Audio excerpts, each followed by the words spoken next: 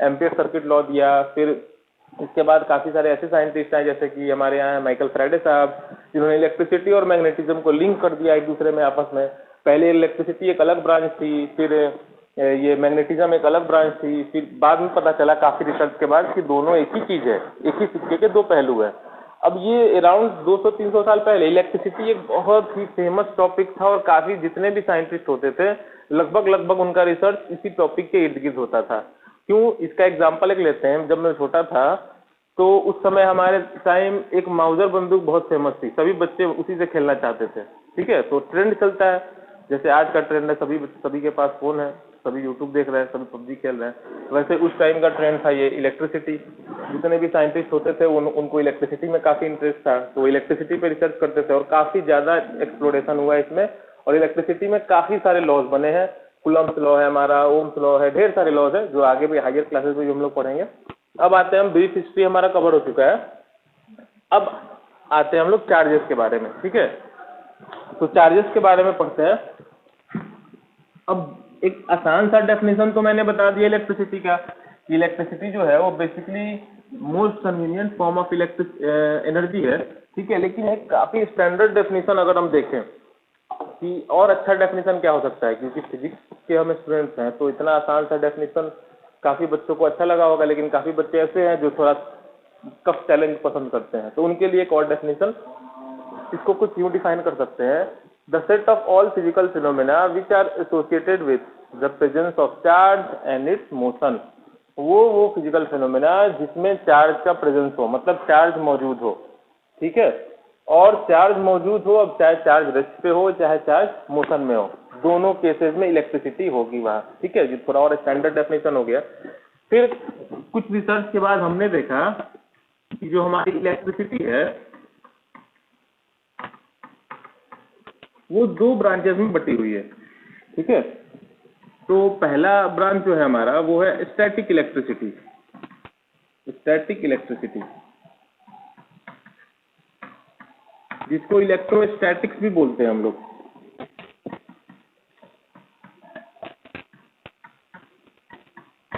इसमें Coulomb's law है, potential difference, electric field, ढेर सारी चीजें हैं जो 12th क्लास में आप लोग पढ़ोगे। दूसरा जो है हमारा वो करंट इलेक्ट्रिसिटी है, करंट इलेक्ट्रिसिटी। ठीक है, अब दोनों में फर्क क्या है दोनों सेगमेंट में, इसमें चार्जेस जो होंगे वो रेस्ट पे होंगे। जैसे हमारा जो हम जब कॉम रब करते हैं तो इलेक्ट्रॉन का ट्रांसफर होता है और जो चार्ज ट्रांसफर होता है हमारे कॉम में वो रेस्ट पे ही रहता है, और वही एट रेस्ट चार्ज दूसरे पेपर्स को अपनी तरफ अट्रैक्ट कर लेता है। तो वो जो कंसेप्ट है वो इलेक्ट्रोस्टैटिक्स में आता है, स्टैटिक इलेक्ट्रिसिटी में। वहाँ चार्जेस का कोई परमानेंट मोशन नहीं हो रहा है। ठीक है, तो ये पोर्शन हम लोग 12th क्लास में पढ़ेंगे। हमारे 10th में ये पढ़ना है करंट इलेक्ट्रिसिटी। इसमें क्या है, चार्जेस का मोशन होता रहता है। ठीक है, और चार्जेस जब मोशन में होते हैं तभी हमको दिखते हैं, मतलब उनका फिनोमेना दिखता है। जैसे करंट से हम देखते हैं बल्ब जलते हुए, तो जब चार्जेस का मोशन होगा तभी बल्ब जलेगा, अदरवाइज बल्ब नहीं जलेगा। ठीक है, तो ये हमारा सेगमेंट है, 10th क्लास में हमको यही देखना है, current electricity in this branch charges will be in motion.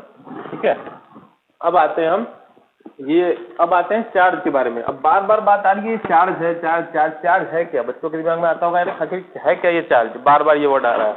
देखते हैं चार्ज क्या है।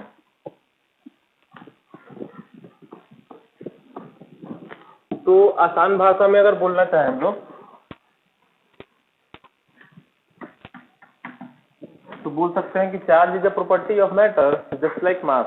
मास के बारे में हम क्या जानते हैं कि कोई भी मैटर होगा, मास एक इंट्रिंसिक प्रॉपर्टी, इंट्रिंसिक का मतलब निहित, वो कोई भी मैटर होगा उसमें मास होगा ही होगा, ये इसमें कोई दो राय नहीं है कि मैटर में मास नहीं होगा।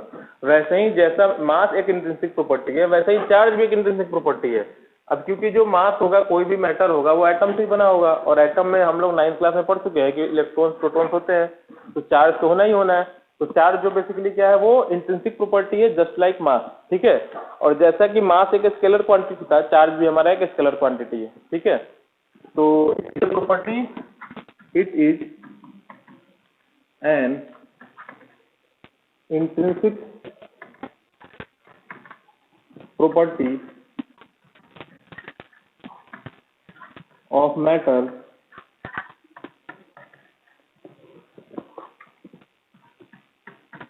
just like mass। ठीक है। चार्ज जो है वो स्केलर क्वांटिटी है, it is an scalar quantity.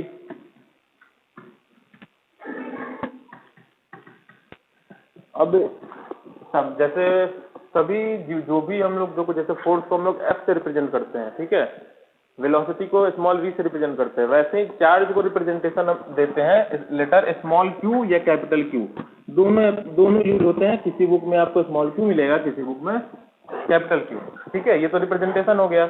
अब बात आती है कि चार्ज का ऐसा यूनिट क्या होगा, ठीक है। तो चार्ज का ऐसा यूनिट जो हम लोग लेते हैं वो लेते हैं कूलम्ब। Coulomb capital C. ये एक साइंटिस्ट हुए थे चार्ल्स कूलम्ब, जिन्होंने कूलम्ब लॉ दिया था, ठीक है। तो उन्हीं को रिस्पेक्ट देने के लिए हम लोग चार्ज का जो एसआई यूनिट है वो कूलम्ब रखते हैं। अब बात आती है चार्ज का, ये तो काफी आसान सा डेफिनेशन हो गया, और स्टैंडर्ड डेफिनेशन क्या हो सकता है और कैसे समझ सकते हैं, और चैलेंजिंग डेफिनेशन क्या होगा इसका। तो इसको ऐसे बोल सकते हैं, it is the physical property of matter due to which any matter experiences a force when placed in a electromagnetic field। अगर किसी मैटर में चार्ज प्रेजेंट, जो कि होना ही होना है, तो अगर नेट चार्ज प्रेजेंट होगा और उस मैटर को अगर किसी इलेक्ट्रोमैग्नेटिक फील्ड में हम लोग प्लेस करते हैं, तो उस मैटर पे उस फील्ड के कारण, अब इलेक्ट्रोमैग्नेटिक फील्ड मतलब कोई भी इलेक्ट्रोमैग्नेट या मैग्नेट, तो उस फील्ड के कारण नेट चार्ज होगा, मतलब नेट पॉजिटिव या नेट नेगेटिव चार्ज। तो नेट चार्ज जो होगा और वो मैटर में ही है, तो उस मैटर पे फोर्स लगेगा। अब वो फोर्स हो सकता है रिपल्सन का, हो सकता है अट्रैक्शन का, ठीक है। तो ये एक और स्टैंडर्ड डेफिनेशन हो गया चार्ज का। अब बात आती है कि चार्जेस की प्रॉपर्टीज क्या क्या है। चार्जेस के नेचर तो हम जान चुके हैं, जो हमें चार्ल्स डुफे साहब ने बताया था, बस दो नेचर के ही चार्ज पाए जाते हैं नेचर में। और फिर बेंजामिन फ्रैंकलिन साहब ने बोल दिया कि एक पॉजिटिव होता है और एक निगेटिव होता है। तो चार्ज के बेसिकली दो नेचर्स हैं, एक पॉजिटिव चार्ज और एक निगेटिव चार्ज, ठीक है। अब हमने ये तो नेचर देख लिया, अब प्रॉपर्टीज क्या है भाई चार्जेस के, क्या क्या प्रॉपर्टीज चार्जेस शो करते हैं।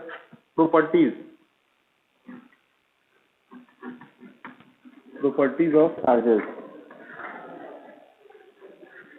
तो सबसे पहला है जो सेम चार्जेस है, लाइक चार्जेस, वो रिपेल करते हैं एक दूसरे को। जैसे मैग्नेट के केस में हम लोग देखते हैं नॉर्थ नॉर्थ पोल एक दूसरे को रिपेल करते हैं, साउथ साउथ रिपेल करते हैं, और अपोजिट पोल्स अट्रैक्ट करते हैं। तो ये नेचर का कुछ ऐसा ही लॉ है, और सेम वैसा ही लॉ चार्जेस के साथ भी है। तो लाइक चार्जेस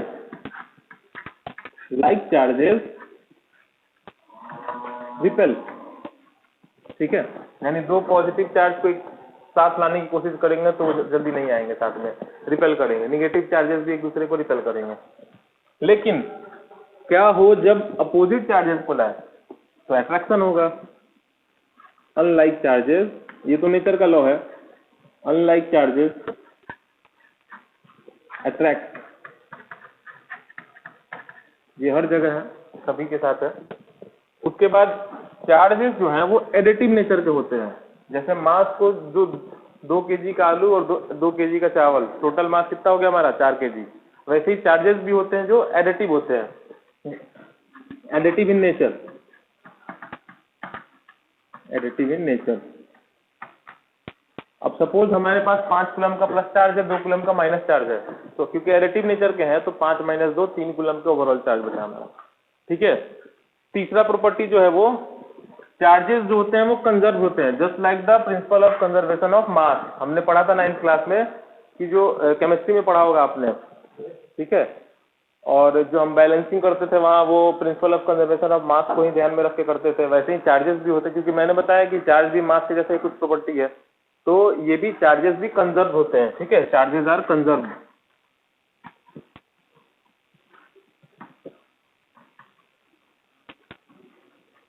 और पांचवा प्रॉपर्टी, जिसके बारे में काफी डिटेल में आप हायर क्लासेस में पढ़ोगे, क्वांटाइज होते हैं।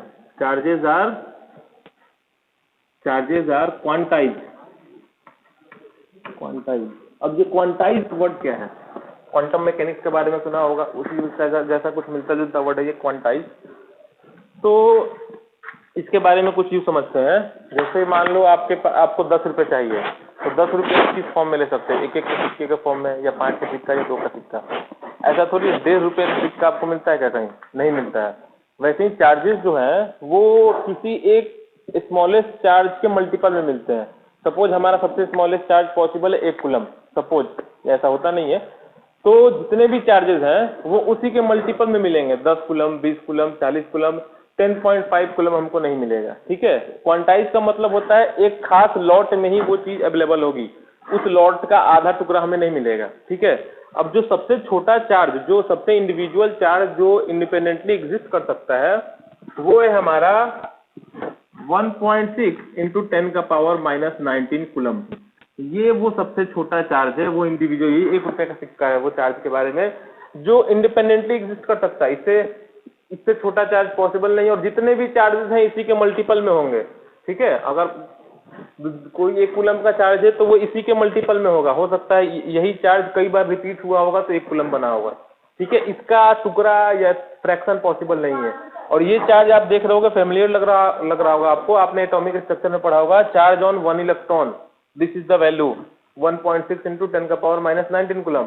अब ये जब इलेक्ट्रॉन के केस में लेते हैं तो माइनस चार्ज ले लेते हैं, क्योंकि इलेक्ट्रॉन पर हम लोग जो चार्ज एज्यूम करते हैं वो क्या एज्यूम करते हैं, minus.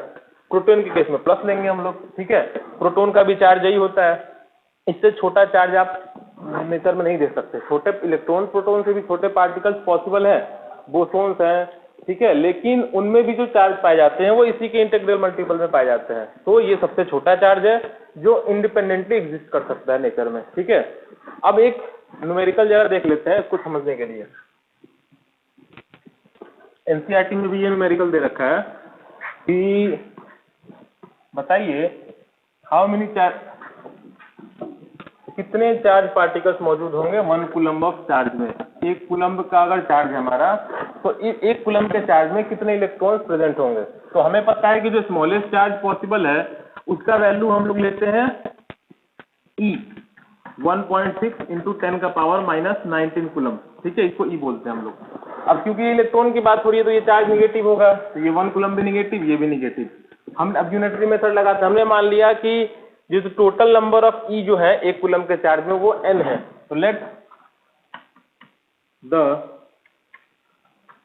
Total number of electrons be N।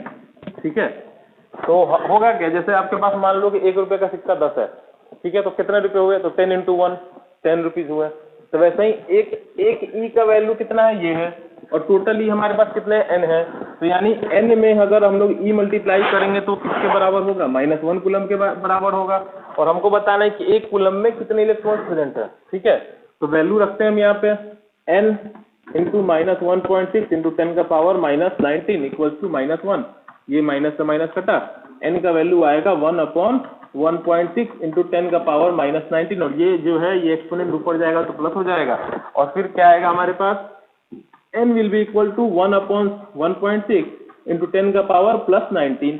और जब इस वैल्यू को सॉल्व करेंगे हम लोग तो N का वैल्यू हमारे पास आएगा 6.25 इंटू 10 का power 18 electron.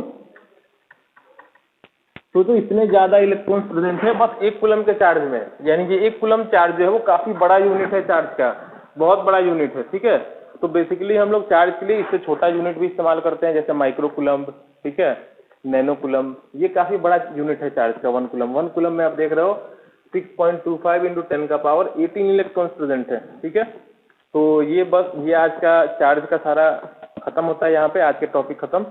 Thank you, that's all for today, have a nice day.